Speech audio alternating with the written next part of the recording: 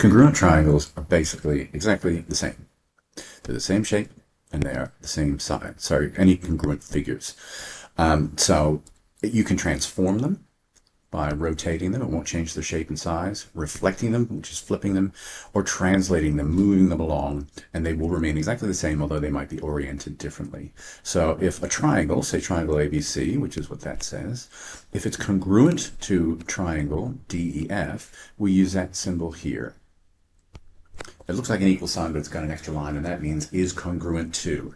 This is called a congruence statement. So triangle ABC is congruent to triangle DEF. And the letters are usually written in matching order. So that angle is going to be equal to that angle, and so forth.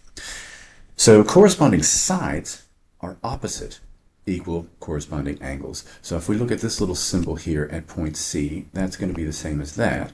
And so the side across from that, which is side ED or DE, is going to correspond to this one, AB, which is what it says there.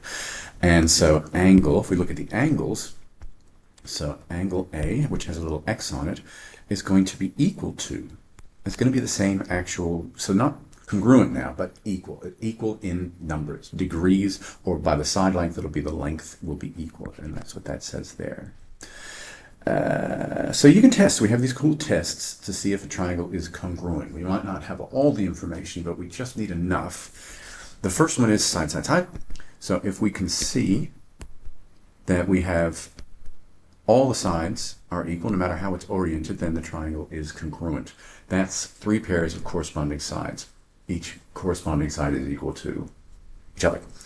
You can SAS, side, angle side, and it's written in that order. So you have a side that's congruent, and then between the other side that's congruent, you have the angle in there.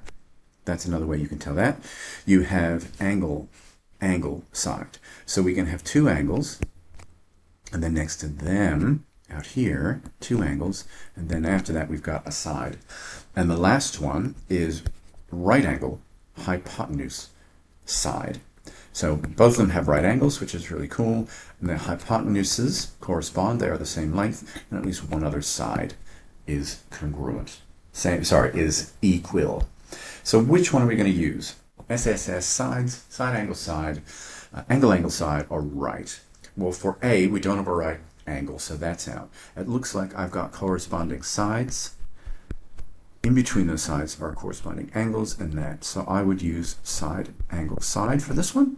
This one's a dead giveaway. Look at this. It's got right angles, it's got corresponding side, and the hypotenuses correspond. So I would call that right hypotenuse. And then another side.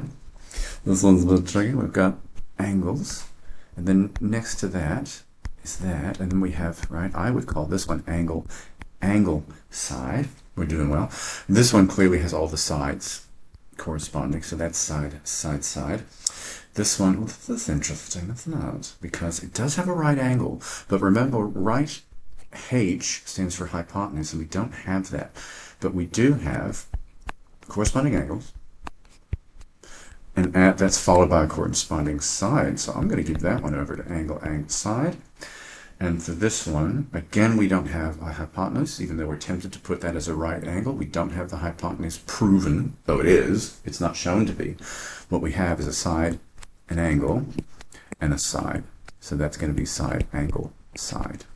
So you got to have the hypotenuse there for the right. Find the values of the pronumerals for these pairs of congruent angles. So what we know is that we do have these corresponding sides here, and we've got corresponding angles. So if we were to flip this around, we would see, and if we were to match up everything that corresponds, then we know that there's no choice but for y to be equal to 6, because that corresponds with that side, and then x is going to be equal to 5, simply because we know enough information to know that these are congruent, and that must be what these are equal to. For this one here, okay, so we've got side, side, side. We know it's congruent. And here we've got A degrees, B degrees. All right. So if we were to rotate this thing around, we would find that this 25-degree angle is actually going to rest in between the 2 and the 3. So A is equal to 25 degrees.